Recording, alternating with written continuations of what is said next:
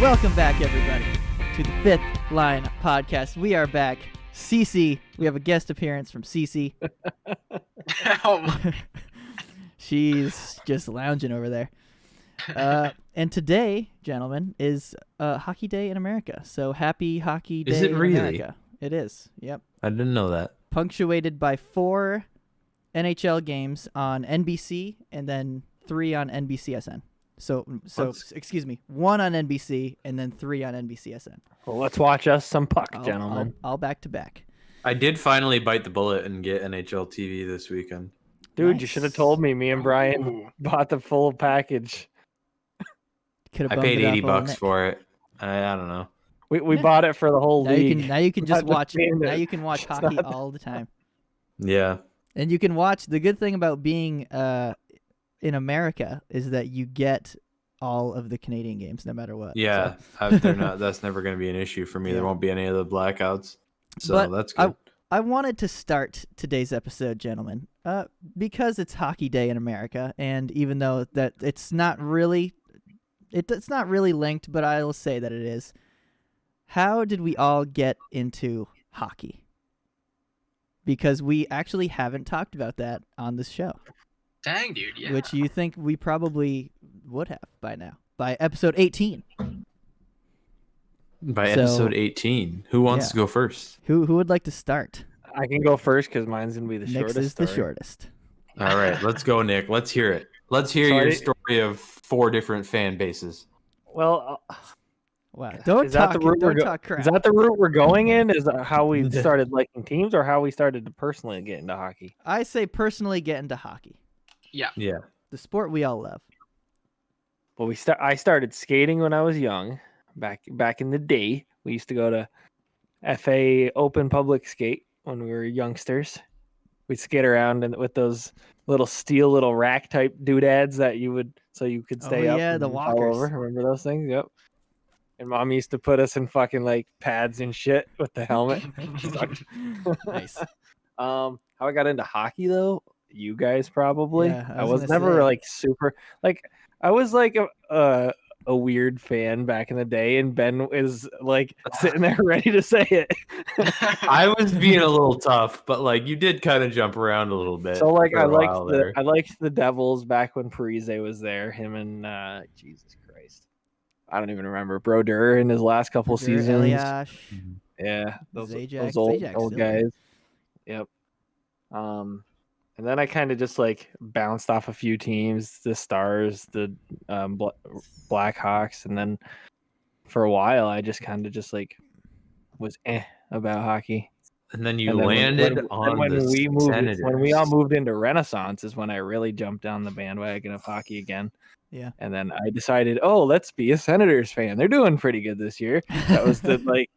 That was the year that they were doing pretty okay. That was a big mistake too, because I was just like getting right back into it and picking a team. I should have picked somebody like, I don't even know. I should have just picked like the Maple Leafs back then because they sucked, and it would have been a fine pick. And nobody, you wouldn't have been able to blame me for being a bandwagoner because it was before they got good. Yeah, but that's true. Yeah, became a Senators fan and have hated my life ever since. They do seem to be on the right track.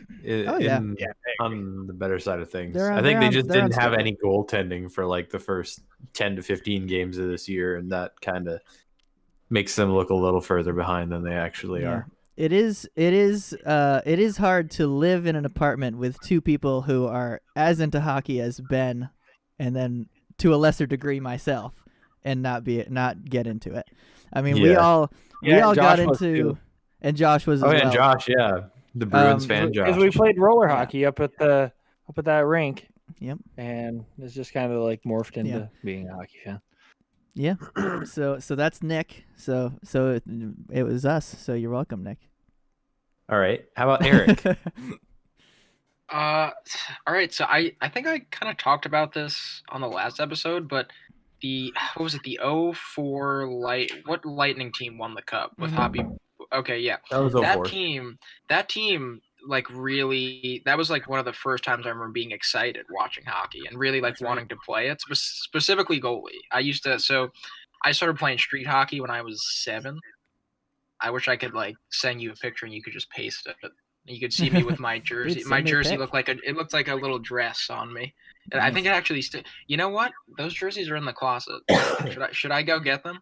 Should I go get them if I can right now? If you want, let's finish the story and then go grab it if you feel like it. Yeah. But yeah, so I started playing street hockey when I was really young, and I've kind of always been into hockey. I've been an Islander fan my entire life because my dad was.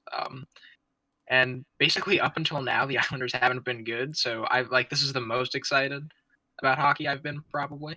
Mm-hmm. But roller and ice, like actual hockey. So street hockey was always fun, but it was always like more of a hobby. But then one of my buddies, Ronnie, who I think Nick, I don't know if you've met Ron. Yeah. I think I met Ben him ever once. Did. Yeah, he was at the apartment once. So I think I met him once, so you guys met him. But he found his stepdad's old pair of rollerblades, and he was just using them in the driveway. And he was kind of like, oh yeah, I'm probably gonna learn how to like play roller hockey because it's closer to ice. And being from Long Island, ice isn't readily available like you guys have up in the north there. Friggin' right. Yeah. So he started skating, and everyone else followed suit. Me, my buddy Matt, my buddy Ty, my friend Tom. So just whole group. And that was pretty much it. And once I started getting into roller hockey, it was like hockey every Friday after school. And then we started joining leagues and stuff like that, and total blast. So Nice. that's pretty much my origin story without going too deep into it. But it started playing street hockey, which I feel like is a very Long Island thing. It sounds Long Island to me. It does. Yeah. You don't have ice around, so you got to use the streets. No.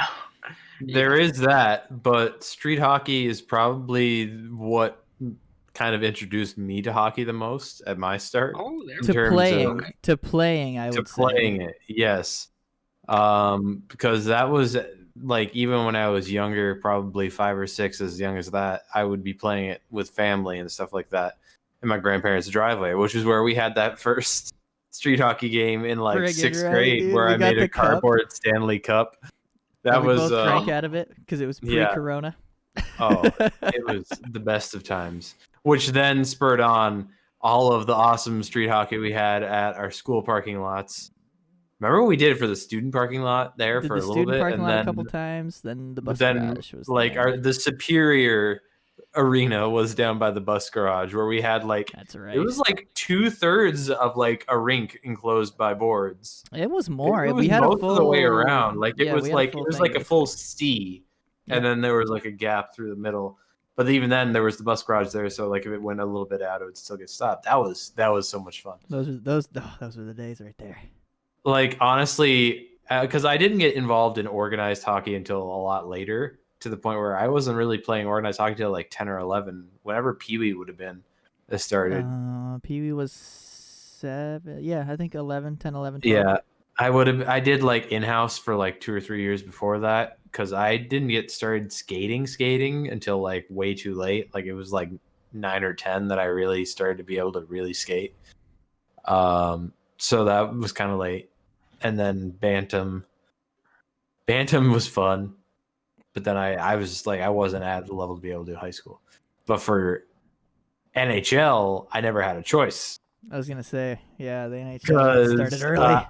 I with a dad who was born and raised in Montreal before moving to upstate New York later in his life, and then my grandpa, who was also a diehard Habs fan and in Montreal all his life.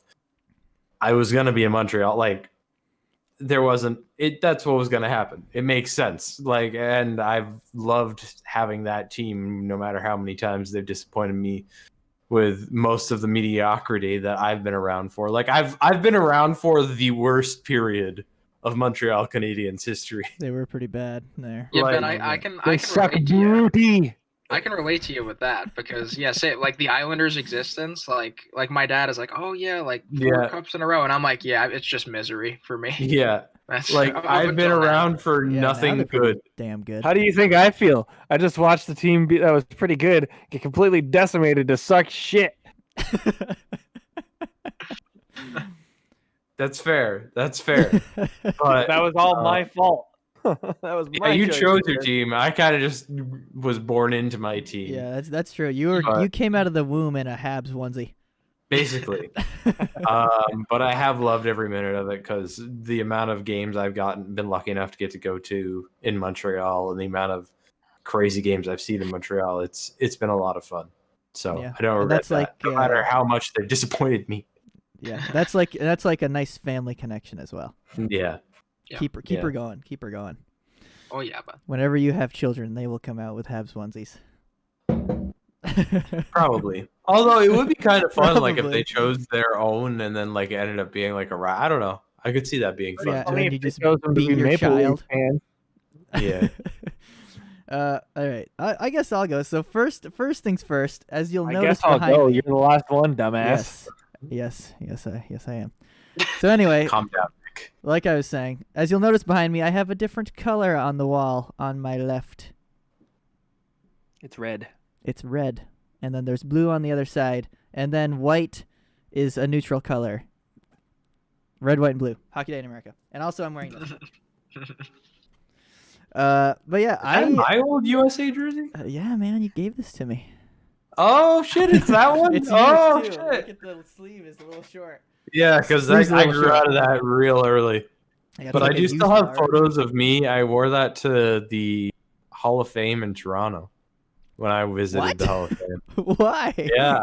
I don't know. That was the jersey I wore. You'd think it would have been a Habs jersey, but I love it. He probably thought if he wore a Habs jersey, he was going to get stabbed. USA. That's awesome. No, that's wearing a Habs jersey to Boston. That's the misplay. So me getting into hockey, I got into the NHL. It was sort of the opposite of Ben, not the polar complete exact opposite, but I started playing hockey when I was 3 years old, skating, and then very soon after started skating, had a stick in my hands and a puck to play with. And then I played all the way up until I was 16, and I didn't grow enough, and I didn't take enough hits to get used to it. So I was always scared on the ice. But the NHL, my dad got me into watching the Lightning. And the reason that he was watching the Lightning and that he was a Lightning fan was because when they came into the league, he was like, I'm going to be their fan because then when they win, I can say I've been a fan since the beginning. That was his whole thinking. And it all came to fruition in 2004, which I was watching that game, and I was 7 years old. I would have been. He was 11. I wasn't 11. But yeah, so that's mine. It's pretty short story, but that's how it is. That's how I got into it. So yeah, that's how we all got into hockey. So now you know a little bit more about each of us individually. If you want to know more, throw us a comment down in there. Yeah. Ask us some nice questions. Ask us some questions. Yes. If we could get anything scheduled for this summer, if we could have one thing, a street hockey fucking weekend. You want to do that? Let's go. I was thinking about trying to do a paintball weekend, but I think street hockey could be more fun. I don't think our course would be quite prepped. I don't think we could say. Yeah, I think a street hockey weekend would be a little more easy to prep for. It would be a little easier, yeah. All right, hey, let's try it. So anyway, moving on. Unfortunately, Walter Gretzky, Wayne Gretzky's dad, dies at 82. I believe it was a battle with Parkinson's disease that did him in, which sucks. Because he was. From everything I've heard, he was, what do they call him? Canada's hockey dad, I think. Yep. Yeah. And from what I've heard, if you were to go by their house, Wayne Gretzky's childhood house, and knock on the door, he would be like, "Yeah, come on in. I'll give you the tour." And show him Wayne Gretzky shit, memorabilia. All memorabilia. It's friggin' what a Canadian. What a Canadian. And he was pretty big in terms of youth hockey organizing and along those lines across Canada. And I will say the other night though, it was kind of. Oh, one sec, Nick. One sec, Nick. I just want Ben to finish that up. Oh, I was just gonna say it's not that important, but it was just gonna say when I was I finished the Habs game the other night, and that the Athletic notification came across, and I saw the WA and then Gretzky, and my brain immediately thought Wayne Gretzky, and I was like, "What?" And then I saw that, and I was like, all right, this is still pretty sad, but like it was a jump. I was like, wait, what? But yeah, what were you saying? That would have been some friggin' news. Yeah, God, imagine. No, I was just saying you're saying he was involved with like youth hockey and all that stuff. I was like, well, when your son's the best player to ever play the goddamn game, I hope that your family's tied into the sport somehow. Yeah. Very, very intensely tied in, I would say. But yeah, so all of our thoughts and prayers go to the Gretzky family, and yeah, we lost a hockey legend, I'd say. We did. Yeah. We did. Moving on. Brent Seabrook retires. I don't have a lot to say about Brent Seabrook. I have his stats all written down here. He's a solid D-man, not a scoring D-man, but he's been having some health issues for the last 3 years. I want to say something like that. It's been a handful of seasons now where he's been like this. Anyway, I don't know. This was the first year, 2021, coming back into this season, that he was even planning on trying to attempt to come back. And I remember earlier this year he got out and skated, and like he was like, nope, not gonna happen. Yeah, I was gonna say he didn't play a game this season, so yeah. In a it sucks that he's retiring because he was pretty good. It's good for Chicago because he had some massive cap hit against that team, and now it won't necessarily affect him quite as bad as it would have. But, yeah, that's true. That is good. Anyway, sorry, Ben. It sucks that he like his career kind of had to end this way in terms of from all reports he really wanted to try to make a comeback. It was just there was too many. I think he had a back injury and a couple like hip injuries where it wasn't going to realistically happen. And a lot of the conversation around him has been more focused on his sort of oversized contract for what he is now, the last few years of what he's been anyway. Yeah. But he was still a really big part of their blue line for 3 Stanley Cups. Yep. And I think will be remembered pretty fondly among Chicago Blackhawks fans. I mean, given it a few more years of space from this, because like the probably last few years of his play, they probably don't remember that well. But I think in the long run, he'll probably be remembered as and I bet you if you look back at those Stanley Cup teams that they had, you take him off those teams. I know he had a lot of significant like overtime goals in his playoff stretches too. Like if I remember correctly, one of the biggest was the one against Detroit. I forget what year it was, but that was he like jumped. I think up that was 2013. Yeah, I think 2013. Yeah, but just I remember all the series in like the early, like the 2010s, like that kind of era, like when the Blues and the Blackhawks would play. Those were so fun to watch. Like the Blackhawks and the Wings, or the Blackhawks and the Blues, even the Blackhawks and the Kings. I followed the Kings for a bit in that span where they were winning their cups, and like it seemed like every conference final it was like Kings Blackhawks. The Western Conference was fun to watch for the early 2015 or the early 2010s rather. Yeah, and Brent Seabrook was a huge part of that Hawks team. Like Keith and Seabrook, that's the two. If you think two Hawks defensemen, at least for me, those are the two guys. So it does suck to see him go out this way, but it was fun to watch while he was playing for sure. Yep. So to recap his career, he had 15 years all in Chicago. 103 goals, 361 assists for 464 points in 1,114 games played. So he hit that 1,000 mark by quite a bit. Yeah. He hits the 1,000 mark in 400 and how many points? 64. As a defenseman, that's not bad at all. That is not bad. That's probably like 0.4 points a game. Somewhere around there. Ish, yeah. Ish. So, like, that's not bad at all. And then, of course, he was the 3-time Cup champ. So, indeed. Good, very nice career. You know, it sucks that he wasn't able to make the comeback, but you can't scoff at a career like that.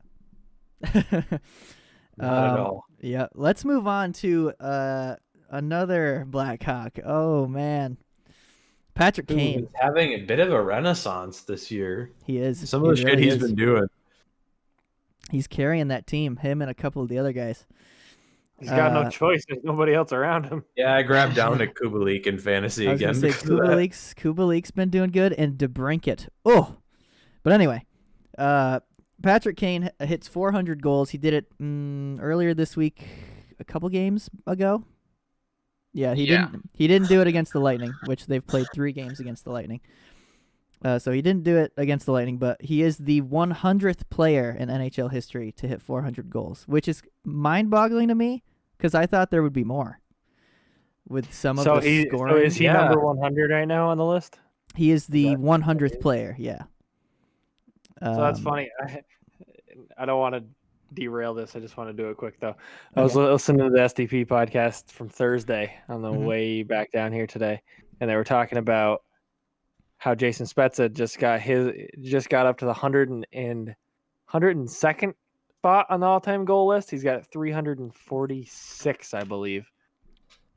Oh, okay. I thought that was.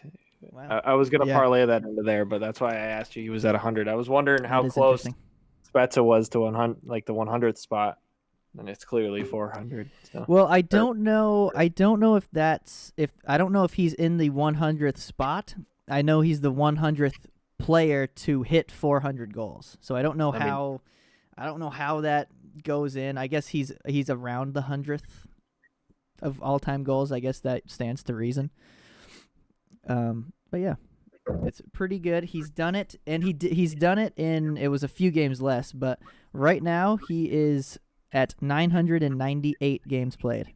So he will hit the 1,000 mark in the next week. Assuming nothing goes wrong, knock on wood. But yeah, so he's doing some crazy things. At this point, I'd say he's making a case for the best American-born player, I would say. He's making his case. 3 cups, 400 goals, a whole bunch of assists. He's got like 1,059 points in his 998 games. So, wow, he's pretty good. He's pretty good. Yeah, he's pretty good. That's all you can say. He's up top for goals, at least in America. America. USA. 26. He's 26 with 561. That's all time. Yep. Okay. Patrick Marleau's ahead of him. He has 1,374 points all time. Who does? Mike Modano does. Kane, I don't know if Kane can snag that. Yeah, 13. Kane's good, but he's 33. Oh, I'll never forgive Mike Babcock for scratching Mike Modano with 1 game left before 1500. That's dumb. Someone should literally sign him to play one. A fucking game. Idiot. Someone should be like, Mike, get over here, man. We'll sign you a 1-game contract and play you for like 30 seconds. Contract. Play him for 30 seconds, and then he's got his 1,000th game. Like, asterisks be damned. Okay, like, Mike. Come on. So, not 1,000th, 1,500th, but that's even worse. Yeah, he's at 1,499. He would have had 1,500. Let me correct myself on. Let's just do a little fact check on the Patrick Kane thing. Yes, he's 100th on the list with 400 goals scored. Mm-hmm. There are still a handful of active players ahead of him. Malkin with 422. Your boy Stammer with 133. And, what a beast! There's a handful of others too, but close to him are those two. Yeah. And then Ovechkin obviously is active as well. Yeah, Ovechkin's there. Way up there. Yeah. Eric Stahl's on that list too. He's above Stammer. No way! Really? The Stahl brothers have been around for a while. Yeah. Eric Stahl, who I just saw get just owned. Eric's on the Sabres? Yeah, dude. Oh. I'm pretty sure. That's sorry, the one. Eric. The poor Sabres. The Sabres are gonna friggin' lose. They're gonna lose Eichel too. He's gonna go to the fucking Rangers next year, dude. Yeah. All right. Before we get really derailed here, I want to talk about this last thing. The Tom Wilson hit. I don't know. I didn't see this. The officiating this year has been so shite. It's been like unbelievable dude. How bad it's been. Like, well, so I saw that one. Did you guys send it to me? Maybe I saw it on Twitter. No, it was one that Steve Dangle posted. It was a Leafs guy. Checked a guy into the boards from the back, and he went down. And he looks back at the ref like he was going to get penalized, and he didn't. He was like, everybody thought he was going to get a penalty, including him. And then the dude, it's been absolute shit all around the entire year. Like, there's been at least 4 or 5 different penalty calls I've noticed in the Habs games that have been bad for like both sides. And there's been times where I've been watching other games where like there's like at least 1 or 2 per game where I'm like, but I will say this Tom Wilson call, I have a hard time being too mad at because he's proven time and time again that he's going to do dumb shit like this. I just watched it for the first time. Really? Here's my thing. Okay, here's my thing. So if you didn't read it, look into this. If you haven't looked into this, it's a 7-game suspension. 7 games is not enough for a player like this who has done this how many times? There is that, yeah. And on top of that, there was no penalty called on the play. Which is, like how? He just he railroads him and slams his head into the boards. The dumb shit that I've seen where people were like, oh, head wasn't primary point of contact. I'm like, all right, sure. It's not. No way. It wasn't primary. And no, it probably was primary. Like, it was the main thing that got hit. But first point of contact was like his chest. But then like the way he was going in, the only thing he could do is mostly hit his head. Listen, look, Tom Wilson's shoulder. Clip up on the screen here. Are you able to do that? I can't do a video. I can't put a video up. I can put a screenshot if I can snag a screenshot. But seriously, his head, like I'm Brandon Carlo's head. My head is Brandon Carlo's head. This is Tom Wilson's shoulder.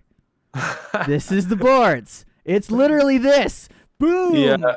Like, how do you not call anything there? I don't know. I don't know. I don't understand. And then 7 games?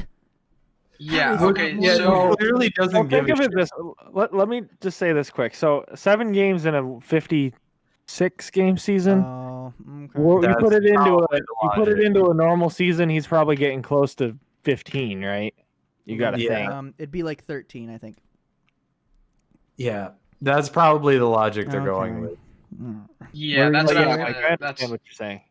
That's what I was gonna say, Nick. Yeah, but here's the thing, right? If you all right, I'm not saying okay. However long the suspension is, I don't think Wilson's gonna be like, oh, you know what? I'm gonna stop doing this because he's proven time and time again he's not gonna stop. It's just the thing he does. Yes, but if you really want to like, hey, buddy, it's a shortened season, so if you think you're gonna pull shit like that, like give him this is an 82-game season suspension. Give him like 13 games or in a 56-game season, which would be like So he's like, maybe I shouldn't be an idiot because now as much as it pains me to say this, Tom Wilson is a useful 2-way hockey player who is a big part of that Capitals team. He's not team. bad.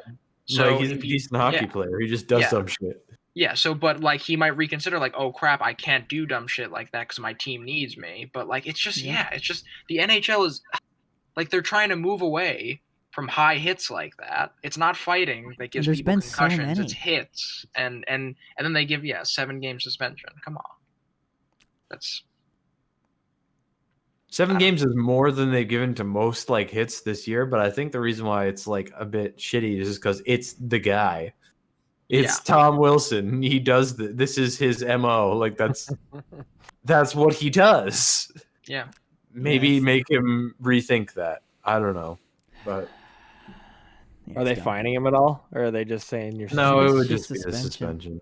Actually, Ovechkin got fined. A suspension. Speaking of miss out on that suspensions and fines, we can jump into Ovechkin's little spear he did. That was kind of funny. So real quick, so you guys jumbled up a little bit there because you were talking at the same time. But Ben was saying because he's missing those games, he's forfeiting like $311,000. I think I saw. Yeah, I don't know what the number would be, but like you forfeit whatever money you would have been getting paid for that game. Yep. So it's a fine games. in essence. Okay. So he's not getting paid. He's forfeiting 7 games worth of pay from his contract. Yep. Essentially. Yeah, because you get paid by the game in the NHL. Ish, kind of. Yeah. See, but I don't know how that works because people who get healthy scratched still get paid. Like Jeff Skinner isn't because it not getting wasn't their paid. choice to get scratched. Yeah, it wasn't there. Like, oh, you it makes sense. Like makes this sense. and make yourself get suspended. Makes sense. And you could have prevented it. I understand it, but if the coach is just going to say, "Yeah, we're not going to play you tonight," yeah, that makes. You're still going to get the yeah, money you're contractually allowed to get. But yeah, if you do a thing that's dumb and the league is like you cannot play, then the team's not going to be held to account for the money. That is a good point, and one I did not think of. Well, let's talk about real quick the Ovechkin thing. So Ovechkin speared. What the frig was his name? I don't even remember. Trent Frederick. Frederick. That's it. Yep. He speared him right in his gonads, and was fined $5 large, which for him is like $30 in his or wallet. something. Yeah. So I don't think he learned his lesson. I don't think he cares. I mean, it was a chippy game they were playing, and you probably still shouldn't cup check a guy, but like. Speaking of Ovechkin, I just got did you guys just get this notification too? He scores his career goal number 714. Oh, really? Where's that put him? I'm pretty sure he's still in the same spot. Probably in the same spot. Yeah. So where is he at? 7? Yeah, I didn't see. 7th or something. Yeah, he just passed Mike Gartner, right? Yes, because I thought it was Mike Richter, the goaltender. Oh yeah, he passed him a while ago. And I was yeah. So Ovechkin is in 7th. Okay, that's what I thought. 716 right there. We said 14. 714. Yep. Okay. Phil Esposito is at 717. Oh, nice. So he's gonna get that this year. I think he can easily get to number 2 by the end of his career. Getting past Gretzky is going to be tough. Yes, this is something we have covered a multitude of times. But this is the first time I'm actually looking at where he's at compared to what Gretzky has. Yeah. All right. I hope it's possible. That'd be fun. Oh yeah, that would be so cool. You know, imagine the merch. Imagine the merch that we could get, boys. All right, so last week you'll recall I tried to make the episode short, and it did not work. No, it didn't at all. And we did not get to talk about our fantasy league. Do we even want to talk about our fantasy? Talk about the fantasy because league. I'm not in last place. Ben has passed out of last place. Let me tell you, I am annoyed. I am too. My team has gotten hurt and stopped doing anything. Yeah. And it's annoying. That's it. And now I'm 267 back from the front, and Nick is in front of me. My mom is in front of him, and then my dad is in first. So it's highly unfortunate. I'm a bit irritated with it too. I have a very similar thing. My goalies went down. Had to pick up 2. Didn't shift them through last night. Had 35 40 points of goalie points on my bench. Oh, you noob. Yeah, because I kept Korpisalo in, didn't put Kemper in, and had Markstrom in or on the bench and kept Jari in. So, but I'm also relying on Goodrow and Lindholm in Calgary to do something, and that is true. They've been having a tough time out there right now. They've been on what is the opposite of a heater for their last 10. Like those guys, like Goodrow's not playing good. Lindholm's playing pretty good. He's still getting me some points, but Goodrow's I question every night. I'm like, if I play him tonight, he's probably not going to score points. But what if I don't, is he? then he will score points. So it's just like, I don't know. Yeah. My problem is McKinnon and Makar both went down with injuries. So And Makar's on the IR, isn't he? no, that's the problem. He was not on the IR. He was just out, so I couldn't put him on the IR and pick up someone else. If I wanted to do that, I'd have to drop him, and I'm not dropping Makar. He's too good. Once he comes back, he's going to get me points. So, but in a short season, maybe dropping Crosby. It says freaky and like unreal to hear this. I dropped Crosby last week because I grabbed him. I did see that, but Vincent Trocheck is having a much better season than Crosby is right now, so I figured grab him, switch him out. Yeah, they both play the same spot, so I might as well just get the guy who has more points. Eichel. The funny thing is was it you that dropped Eichel as well? Yeah. Yeah, and he's still there. No one has touched him for reasons. Buffalo's not doing anything. Because Taylor Hall and Jack Eichel both still only have 2 goals combined. It's pretty bad. It's rough. It's pretty bad. Actually, no, they have 3. Fact check. It's 3. Are you sure? I thought Hall only had 1. No, he's got 2, I believe. Yeah, I believe. Okay. Yeah. Actually, speaking of that, let's move on. I'd like to talk about the East Division. Eric. Yes. You can start it off, bud. So it was so funny before. We get like the newspaper at my house on like our tablet. We should like keep a tablet in the kitchen. Everyone just kind of like that's like the newspaper. It's usually where I watch like in the morning with breakfast, like hockey highlights and stuff. And my mom was like, "Oh yeah, the first place Islanders made the back cover." And I'm like, "Holy crap! Yeah, the Isles are in first place." What an Islander fan I am! But yeah, the Isles move into first place. Granted, they've literally played the Sabres all week. I was gonna say they've had a lot of Sabres games in a row. Yeah, and won every game. But at the same time, like I don't know, it's like I remember when the Islanders were like on the edge of being like the real deal, and they'd like drop. You know, like when your team drops a game against like an team, it's always frustrating. So like the fact that they were that consistent at least, and I think every win was 5-2 or something like that. Something really weird. Today's was 4-2. Today's was I thought today's was 5-2. Oh, you know what? You're right. I forgot about the empty netter. Yep. Yeah. Brocky.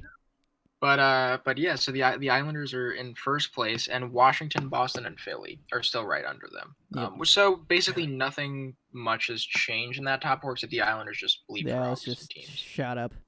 So yeah, what is Boston and Islanders like right like that?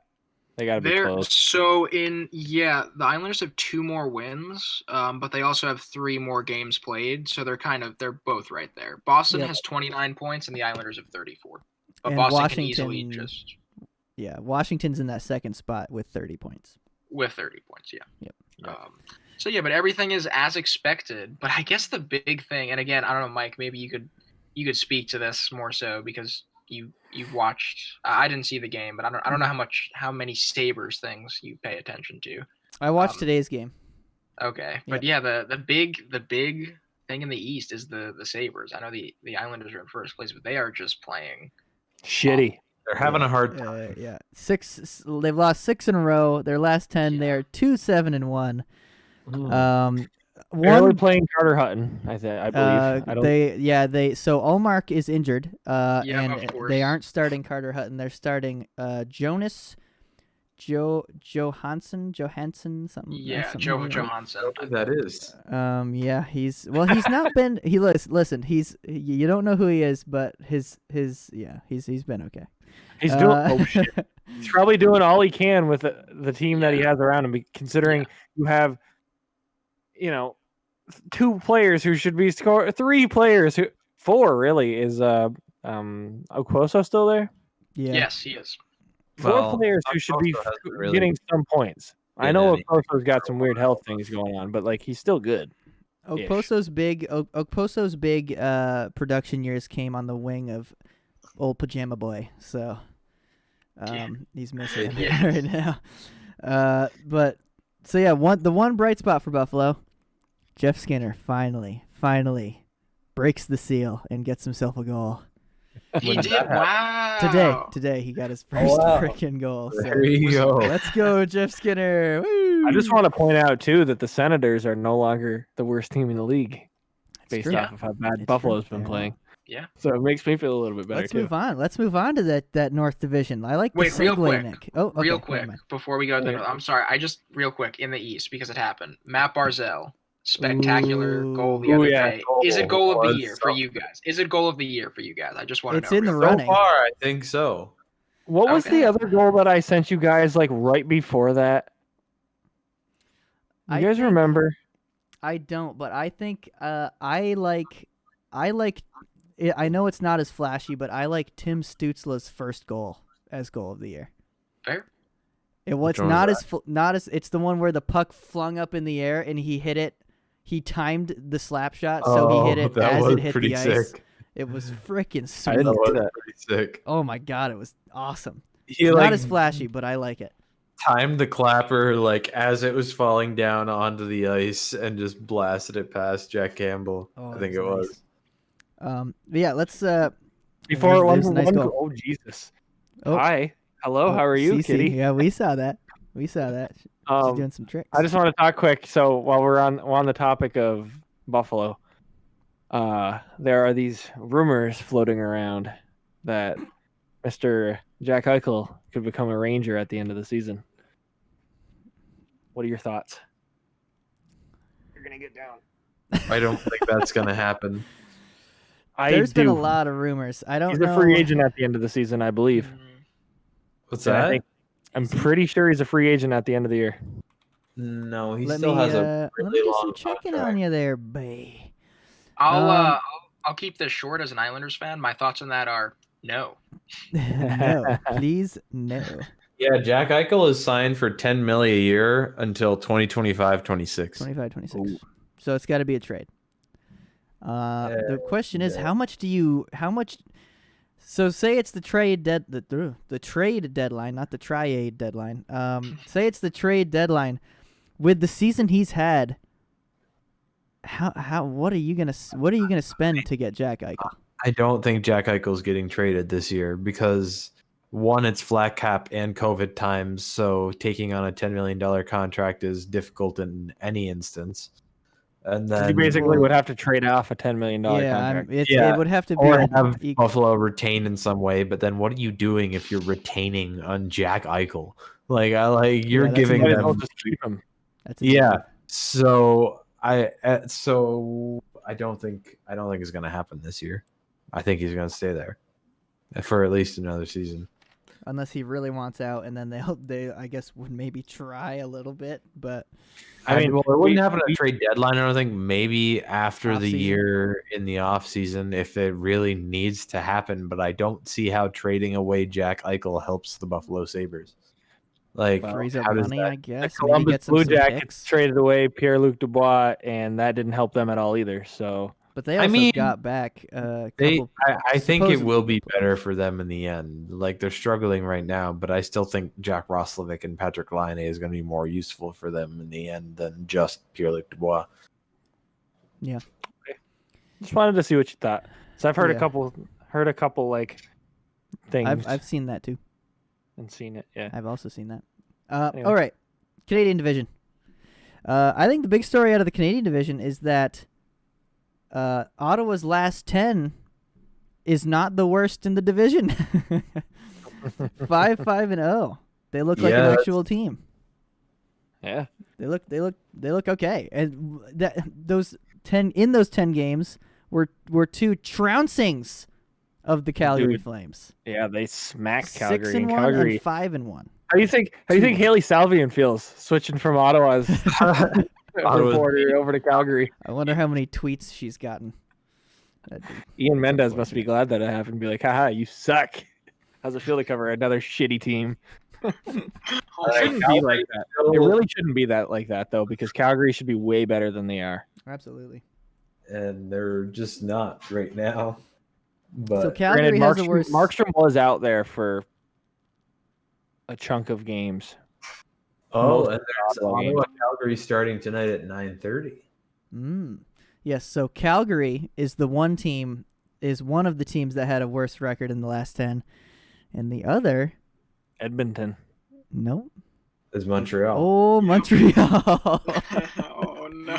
But they did just win 7-1. So they did, and I will counter all of what that was in the last like 3 or 4 games. There's nothing I've been mad about really, because it's all been improvements in my mind. It was in that span, there was 2 really frustrating overtime losses against Winnipeg, and then a win against Ottawa, and this really, really, really big win against Winnipeg last night, where the whole way through, it did kind of seem like they were just kind of getting more and more comfortable with what Dominic Ducharme was asking them to do, which was a much bigger focus on offense. And the big switch he's making them move towards is making short, quick passes and always providing puck carriers with a passing option, as opposed to dump and chase, which was Claude Julien's big focus.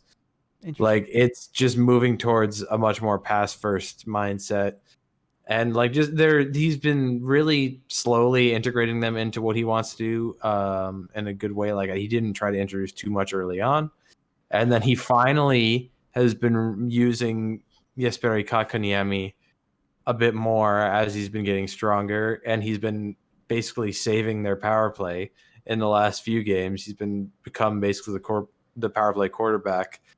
And he's become really good. Like, there's been a lot of positive stuff I've seen over the last little bit. Jake Allen still deserves way, way better than the Habs have ever given him, because he's been standing on his fucking head. And then the last game he lost was in overtime, where fucking Jeff Petrie and Yoel Armia had a collision in 3-on-3. And like, as soon as that collision happened, as they were going back into their defensive zone, I was like, all right, yeah, Winnipeg's about to score. And then they did. Because the Habs cannot play 3-on-3 this year. That is the one area where they're just still shockingly bad. But everything else has kind of been trending in the right direction. And they have 2 games coming up against Vancouver, who they normally do really well against. Okay. So hopefully they can kind of use the game they're coming off, the big 7-1 rather win against Winnipeg, and kind of build on that going into. They're about to steer out of the skid, is what you're saying. They're gonna steer. Listen, hopefully, it's Vancouver, and since the beginning of the season, they've had Vancouver's number. Like they have, but Vancouver's also coming off of 2 strong wins against Toronto. That's true, and Pettersson is finally doing things. Yes. So he's been out the last 2 games. What? Freaking yeah, that's been the whole thing. Mind. That he scored before. Toronto's been like, they haven't even had Pettersson. Like, he was out for both of the wins that that they got against Toronto, rather. Toronto, yes, lost 2 in a row. Also, Jake Allen is currently 14th for save percentage. He's been pretty strong. I get it. Yeah, Number 4. I know we kind of talked about it. I know we kind of talked about him last week, but what the hell's going on with your boy Carey? Old Carey. This I is will his famous say, slow start, didn't you know? This is what he yes, but the last you said he has a slow start. But okay, one at a time, gentlemen, one at a time. He has, but then the last 2 games he played was a 3-1 win against Ottawa, where he looked strong, and then the 7-1 win against Winnipeg this past Saturday, which towards the end got out of hand. But in the early goings of the first period, he kept them in with a few big saves early on, and he kind of looked more like the Carey of when Carey is on, like Carey who's just playing very confident and calm in his net, where he's depending more on just his really strong ability to cut off angles than any kind of athleticism. Like that, when Carey's positioning is on point is when he's his best goaltender. That is his thing. Is if his positioning is on point in a night, he's gonna stop everything. And he's sort of kind of gotten a little more back to what we know from him from his past in the last couple games he's played. I don't want to get too ahead of myself because the Habs are kind of getting in the right direction, but like they still aren't by any means in a good spot. But I'm just kind of cautiously optimistic because it's looked good, and they got a couple games against Vancouver coming up, so I can't be mad. He's also, through all of this, they've managed to just friggin' any games they lose, they've always been in overtime. So they have 6 overtime points this year already. which definitely helps kind of sustain the bit of a slump they've been on. And if they can turn it around, they're not in the worst spot. They're 4 points up on a playoff spot with 2 games in hand on Calgary, and they're only 2 points back from Edmonton with 3 games in hand and 3 points back from Winnipeg with 1 game in hand. So They're not in the worst spot. Nope. It could go a lot of ways from here, but I'm not too mad anymore. They seem to be kind of going in the right direction. Figuring it out. Yep. So Carey Price has an .898 save percentage, and right above him with a .900, Sergei Bobrovsky. Oh boy. The 2 $10 million goalies. Yep, the 2 super expensive goalies. Yep. Not doing it's good. rough. No, like he's by no means has been good this year so far, like overall, but I'm hoping he can still bring it around. We will have to see. Where should we go? I guess I'll Edmonton. Go. You want to talk about how Edmonton got swept by Toronto though? And by 3 different goalies. They kept McDavid off the score sheet, and Draisaitl had an assist. 1. It's pretty solid D from a team that in the past could not do that. Yeah.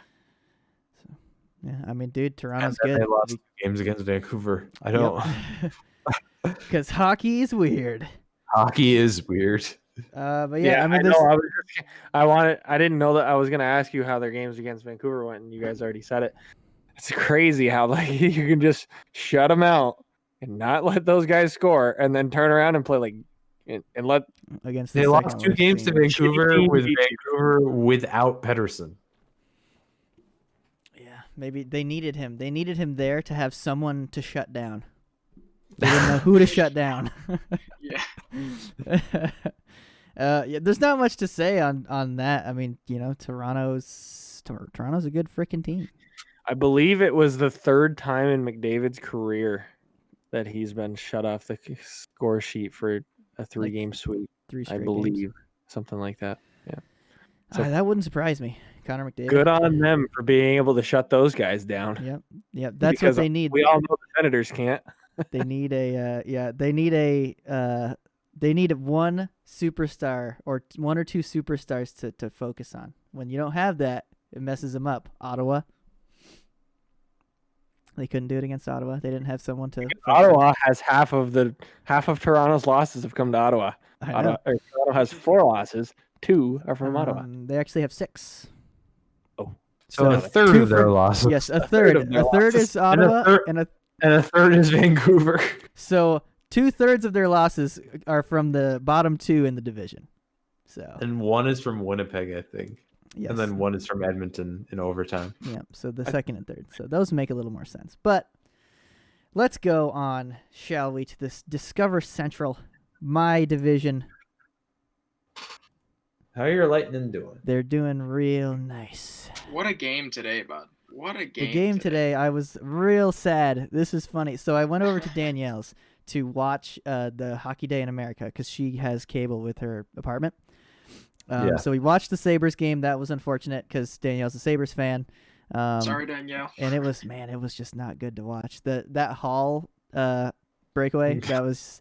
I was watching that and I was like, oh man. He was at the end of like being on the ice for like a minute and a half. So I was as soon as he took off, I was like, yeah, he's not gonna win this race. The way he got up though was so sad. He was defeated. Like he was just like, all right, I guess we're here. Yeah, he's definitely defeated. I think all of Buffalo is. But then the second game at 2:30 was Tampa Bay and Chicago, who have played 2 times before today, and both games went to OT. Chicago took 1, the Lightning took 1. And today, so Chicago gets 2 goals in the first, and I'm pissed because the Lightning are playing like shite. And then Chicago gets 1 like 5 minutes into the second. I'm like, dude, this is so dumb. They're so bad right now. Tampa gets power play, and I'm not going to break down the whole game, but I just needed to explain this situation. So Tampa gets on the power play, and they're playing like crap again, and I turned to Danielle, and I'm like, there was golf on NBC. So I was like, Danielle, if they don't score on this power play, I'm done watching. I'm going to go watch golf. And 2 seconds later, Palat just rips one right in the top shelf. And I was like, all right, I guess I'm watching. And then they proceed to score 3 more goals in the second to make it 4-3 going into the third. And then they snagged 2 in the third, and they won 6-3. Wow. 6 unanswered goals. Yep. Somehow none of them were Stamkos. Freaking bunch of shite. It was not Stammer time. It was not. He got an assist, so that's good. But dude, my team's having a rough time. But yeah, they're 17-4-2, 36 points, 2 points ahead of Florida, 3 points ahead of Carolina, and 5 points ahead of Chicago. So those are the top 4. Those are the top 4, Mike. Those are the top 4. I did some look up on the last place team in that division, Dallas. At Detroit. Sorry, what was that? Detroit is last. Oh. But they Dallas don't really was last for a second there. It's because of their. They actually games. are, yeah. They have way less. Anyway, I wanted to see how far like Sagan and Bishop were from coming back. They're still 4 to 6. They still have a haul till they're coming back. Okay. I saw you pick up Sagan, and I was like, what? You picked up Sagan. Yeah, I picked him up just like I don't know. To have a rostered spot on IR and thinking when he comes back he's gonna do something because he's gonna have to do something to keep their hopes up of having any playoff chances this year. But yeah, it's gonna be rough for them. Yeah, it's like when those two come back, they need to win out. They will not win out, but like they got to do some work. Like they got to go on. What they got to do is go on like a Toronto run that Toronto's been on since the beginning of the season, just start rolling. But I don't think it's gonna happen. No, with the way they've started and how they don't have a couple key guys.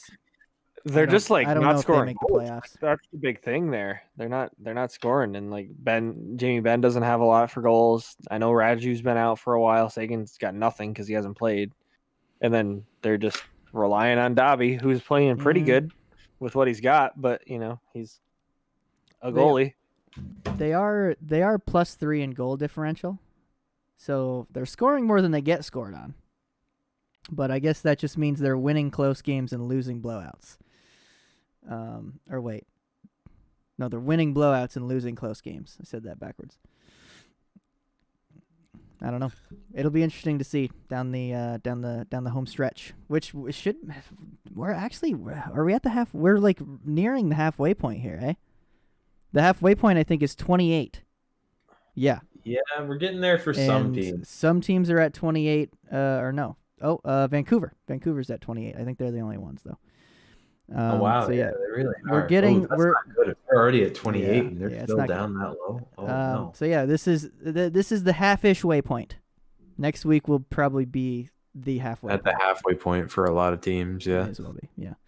So it'll be. I think that will be a good time to really we can in-depth look at the standings then and be like, all right. So what's going on? Yeah. Because really everything that we've been doing has really just been speculation. So, all right, let's move on to the West, our final division. While Nick plays with his friggin' cat. See Eric watching her. Yeah. Vegas is up top. St. Louis in second. Colorado has picked things up since last episode and is now in third. And then Minnesota right behind them in fourth. They're weird. The West Division is very odd. It's very close. It's close. The top 6 teams are all very close. Like it's 33, 31, 28, 27, 25, and 25. So there's not a lot of big gaps there until those last 2. But you want to hear something? With Vegas right now, Marc-Andre Fleury he's owning 12 wins, 3 losses, 1.6 goals against average, and a save percentage. Any guess? Well, I'm looking at it, so no. 9.45. 9.45. 9.42. Sorry, okay. Ben. Oh, okay. Well, all right. No guess for you, Ben. Here, Ben, would you like see now he feels left out, Nick. Ben, would you like to guess Andrei Vasilevsky's save percentage? 937. Ooh, close. Anybody else wager a guess? 941. 941. Close. 932. No, it is a 939. Oh wow. And Ben wins because he's got the under. Ben wins for the Price is Right rules. Yeah, there we go. Vegas owes a lot of their wins to Fleury, I think. Interestingly. And what's funny is Leonard's been out, but he still Close to the he's like 3-1 or 3-1-1 or something like that. So he's even playing good when he's in. His goals against that or his average is not good. It's like 0.8 something. Yeah, I mean Vegas's record is good. They're 16-4-1. Like it's both their goalies are going to have good records probably. Yeah. Yep. The records are good, but it's the save percentage that you gotta. Yeah, because I think Leonard's not even. I don't think he's above 900. He's been hurt a lot. No. He's only played like 6 games. Well, yeah, but that doesn't have anything to do with save percentage. Well, I mean, it kind of does, but yeah, that's all I have for the West. It's what we'd expect. Minnesota's dipped out of. They were in like first and second there for a little bit. Now they've dipped back down to fourth, which makes a little more sense. Did you know that they're only 1 point behind Colorado in the same amount of games? Which who would have thought that? Like that's weird. Not me. That is weird. Minnesota healthy scratch Zach Parise.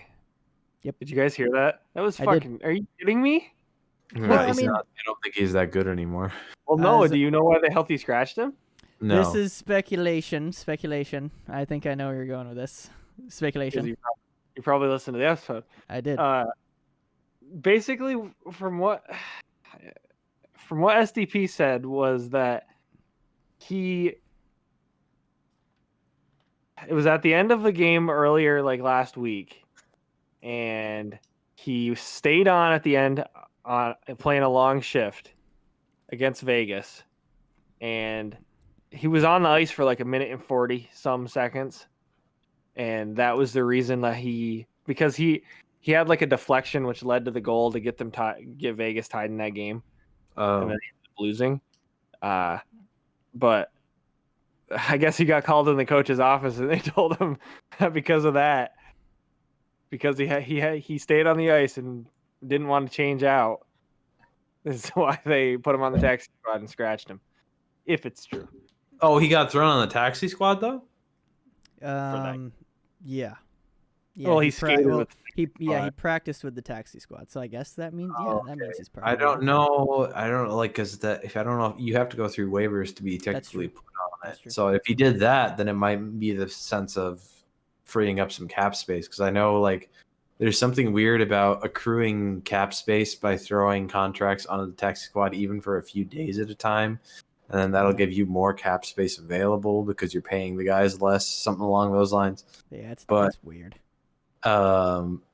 I don't know about the whole Ryan Suter situation, but who knows? Maybe Minnesota will be able to keep this up. They're, like I said, they're 1 point. The only difference between them and Colorado is one of the games that Colorado lost in the same amount of games that they have with Minnesota was in overtime, as opposed to Minnesota. So like, it's weird. Pretty dead even, just about.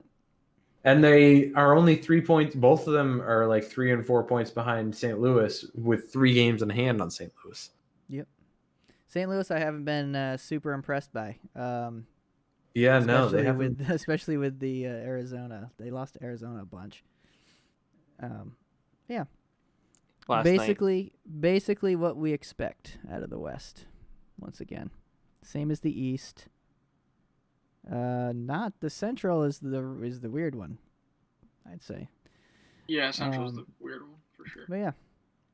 So, unless we have anything else to say on this, I would like to end with a nice story.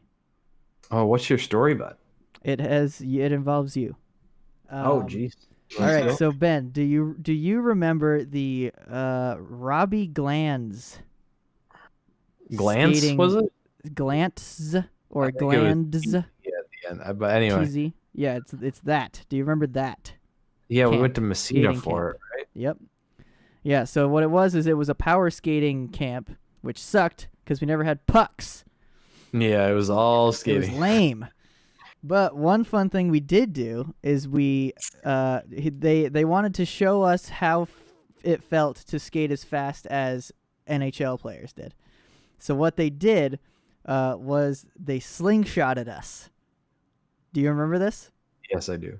It was friggin' sweet. So what happened? What happens is they would have bungee cords, a bunch of bungee cords that two of the helper people would skate forward with the bungee cords, holding the two sides. You would be in the little in the middle, and another helper person would be holding the bungee cord. The bungee cord's behind you, and then when they said go, you would start to skate, and they would let go, and you would just, you would rocket. You would rocket out of there and go flying down the ice. It was freaking sweet. Yeah, it was fun. And then you had to stop, and that was sort of scary.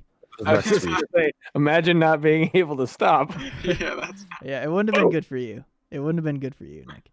Well, I can stop now. Just back then, I wasn't able to. Yeah, that was it. That was all I had. That was it. That is the most upstate story I think I've ever. A power slingshot at a skating camp. Yeah, that's it was amazing. a power skating camp at the Messina Mall, I think, right? Yep, it was at the Messina Mall back before it was as dead as it is now. It was still pretty dead back then, but yeah. Back then they had Stefan Marbury store. I did not get anything that was just said. I think we went to Wendy's for burgers before. Friggin' right. And then didn't we go to an arcade after? We might have. I think there was an arcade there, yeah. Yeah. Yep. Good times. Yeah, that's where we learned how to power skate. And then last thing in our outline is poops and nuggets. Yep, guys. Poops and nuggets. Poops and nuggets. Who put that in there? That was my girlfriend Danielle. Poops and nuggets. I am not going to say what I said earlier. Nope. So wait, is this like do we choose? Do we choose? Listen, like, all right, you know what? Go with nuggets. Listen, you know, this has gotten an idea in my head, and I would like to now ask the age-old question: who has the best fast food chicken nugget? I will give you the options. The options are McDonald's, Burger King, Wendy's. Help me out if there's another one. Those are the only three I can think of. I'm not counting Chick-fil-A because those are like real chicken. Yeah, they don't. So count. those win. They win anyway, regardless. Chick-fil-A's superior. I'm saying they would win. Yeah, I'm saying if you put that in, they would win. The three fast food. Yeah. Restaurants. I must still have to go with McDonald's probably. Not Burger King. Burger King suck. Burger Kings are bad. They are cheap though, so that's personally, nice. So there's a thing about chicken nuggets. McDonald's chicken nuggets have pretty good flavor. Wendy's chicken nuggets are a hell of a lot crispier, and I like those better, I think. I just weirdly like the McNugget breading. I really like the breading on McNuggets. Fun fact, it's tempura. It's tempura That batter. makes sense. Yep. There's something about the crispiness of Wendy's nuggets that I like better. So I am a nugget connoisseur, as we know. I love me some chicken nuggets, some fast food chicken nuggets. I'm going to disagree with you, Nick, on the crispy factor. McDonald's are way crunchier than Wendy's. I think it's a different style crunch, to be honest. This is getting deep. Right? I'm just saying, like, I agree. Yeah, tempura, and when I think of tempura, I'm thinking about shrimp being fried in tempura batter. Okay. But yeah, I agree. Like, yeah, they're okay, fair. I see what you're saying. So my favorite. You never even answered the damn question, Nick. I'm just realizing. I said Wendy's. Okay. I agree with you. Wendy's has the best. Not only because they just taste really good, but they have a nice spicy version, which is I actually very nice. don't know if I've ever gotten Wendy's chicken nuggets. I highly suggest it. They're very good. Because I always get a burger there. I always get a burger. Don't get the burgers. They suck. The burgers I are love Wendy's good. burgers. Oh man. Wendy's burgers are like man. thick patties of like mush. I like Wendy's burgers. I like Wendy's burgers. Hey, Cody Smith, if you're listening to this. Oh my god, that was so funny, dude. Oh man. All right. Eric, favorite nug, then I'll tell the story. So it's after pickup hockey. You're tired, but you want a little bit of a snack. You go to Wendy's, you get the spicy nugs, the 4 for 4. I stand spicy by nugs. it. It's really good. I will say though, I think McDonald's is a very close second. Because like with McDonald's, like with the dipping sauces, just the combination, like you said, Benny, with the breading and like the flavor with like whatever, like buffalo or sweet and sour, whatever sauce you're in the mood They got for. whatever you want there. Yeah, dude, you don't even have to beat 'em. dip McDonald's chicken nuggets. They taste so good. I do. See, like I dip Wendy's, McDonald's. but I will not dip McDonald's chicken nuggets. Dude, you gotta dip the nugs, boys. I don't know. Next episode is going to be how do you eat your Oreo? Podcast. No. Oh, I got some opinions on that. I'm down for that. Everybody get Oreos for next week. And the question for the following week is Chips Ahoy, chewy or crunchy? Oh. All right. Real quick, I want to tell that story. All right. So, this was back when I was in Plattsburgh. Our buddy Cody comes out to hang out, and I think we went to a couple bars. Yeah. With him and Connor, and he gets out after work, and he hasn't eaten yet. So he's like, I got to get some food, and I was like, all right, just grab something on the way down to where the apartment is, because we were at Walmart for some reason. And he stops at Wendy's, and he goes through, and apparently he orders 2 double cheeseburgers.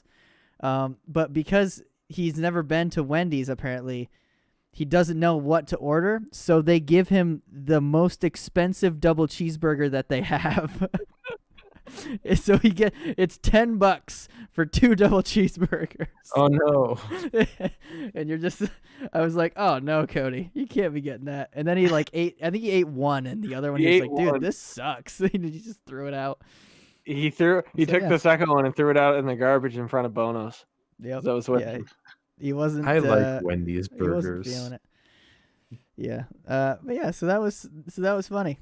Yeah. Dude, but for all of our listeners, throw it down in the comments. Ooh, yeah. What kind of nugget fan are you? McDonald's, Burger King, or Wendy's? We'd like to know. I would like to know. I'd like to know so I can bring more of you to the correct side of Wendy's. In case you were wondering, that's the correct side. And if any of you pick Burger King, please unsubscribe. I'm just kidding. Actually, I have a question. You don't have enough subscribers to start saying that, Nick.